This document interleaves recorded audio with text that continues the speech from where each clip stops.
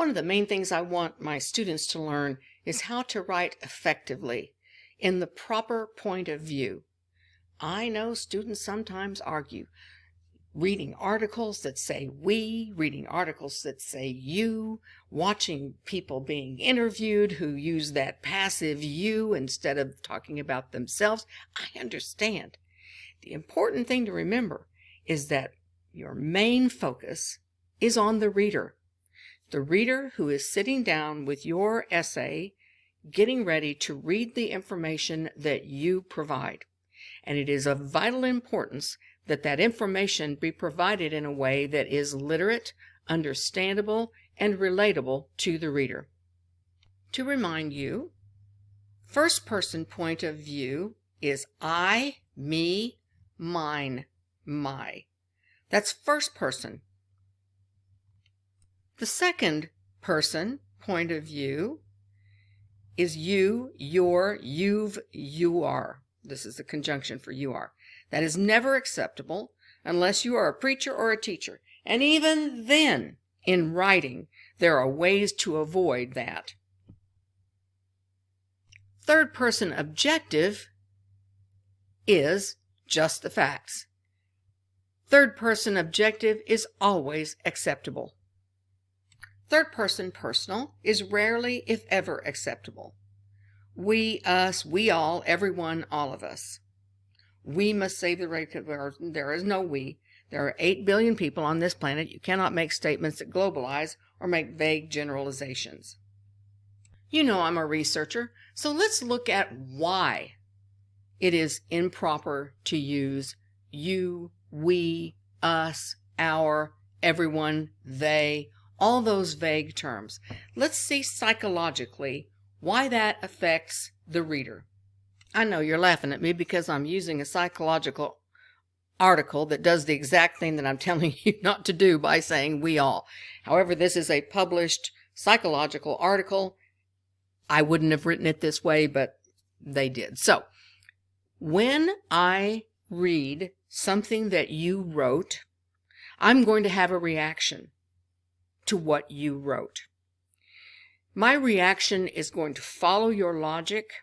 I'm going to want to read more about what you are explaining to me, unless one of these loss triggers happens.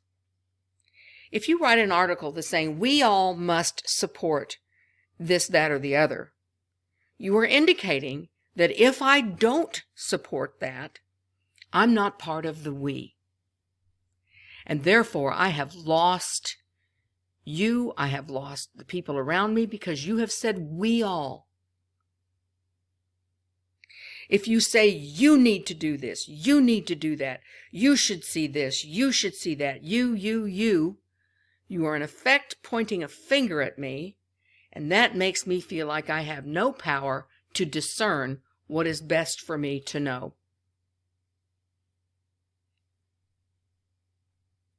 If you say everyone has this particular problem, or everyone does this, and I don't fall into that category, and I go, like, for instance, you might say, everyone believes that family is the most important thing.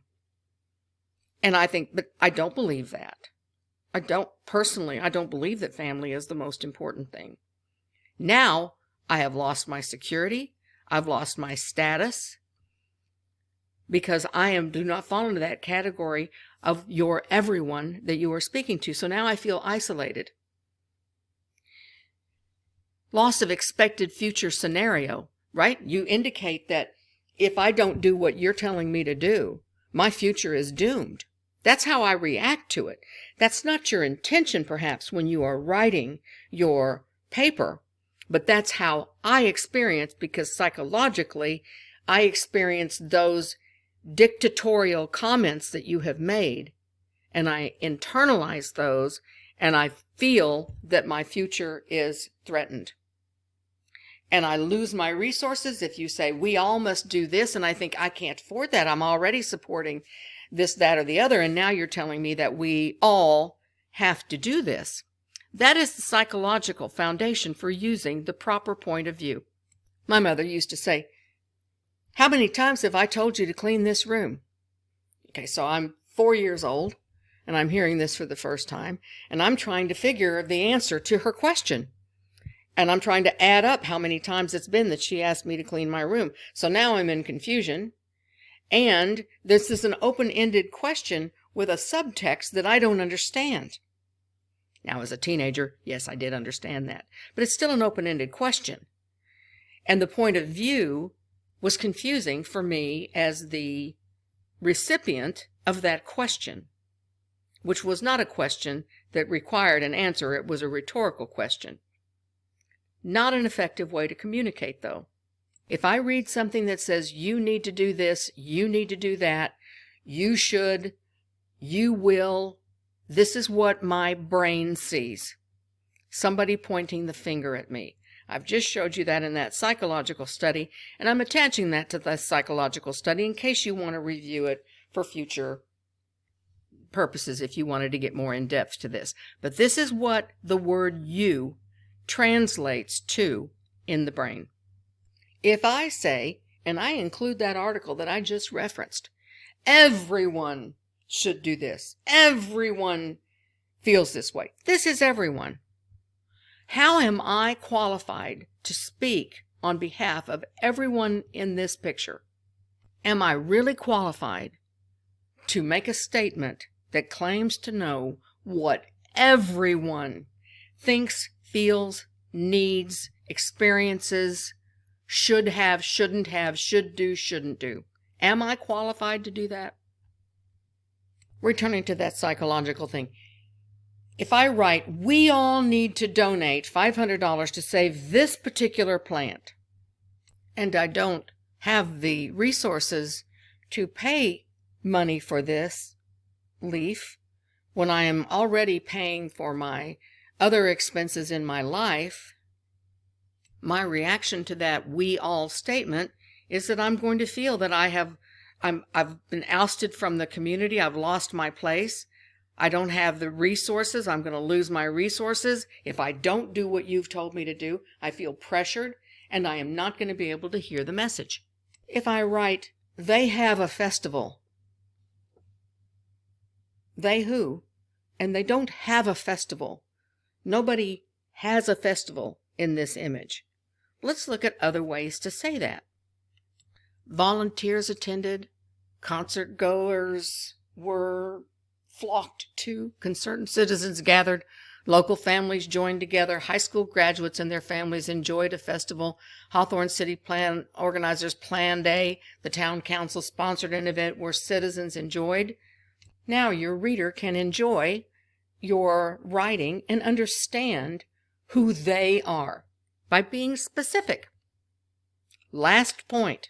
But you say, why can't I appeal to people's sense of protection by saying we all need to support these little baby chihuahuas? Why can't I say everyone could pitch in $1 to support these little baby chihuahuas? No, I can't even do that. What I can do is say what I am supporting. Back to that first person. I support the San Francisco Chihuahua rescue efforts. I have joined an outreach program where I work with community organizers to support. Now what you've asked is the reader to be inspired by you, not directed by you, not told by you, not threatened by you or shamed by you, but inspired. Because I, the reader, see what you, the writer, are doing to promote this particular cause. And I want to join in by my own choice. I am not threatened because you are sharing your experience with me. If you are writing a position paper where you are advocating for something, You are sharing your research with me. You're sharing the ideas that you have learned. You are looking at the opposition. You have balanced the weight of all of the information and provided it to me without any lecture mode. And therefore, I don't feel threatened. I'm open to receiving what you have to say. I am able to act if I choose to act and either accept your position or study the opposing position. And I receive your point of view as new ideas for me to consider. So instead of should statements that are threatening to the reader and offensive to most readers, I don't like being told I should do anything, do you? College students are afforded an opportunity to learn to write effectively. That is a non-threatening statement. It opens the reader to information, and they can move forward with the next item of information that I've provided, which are going to be statistics and information about that. That concludes this lecture on what is point of view.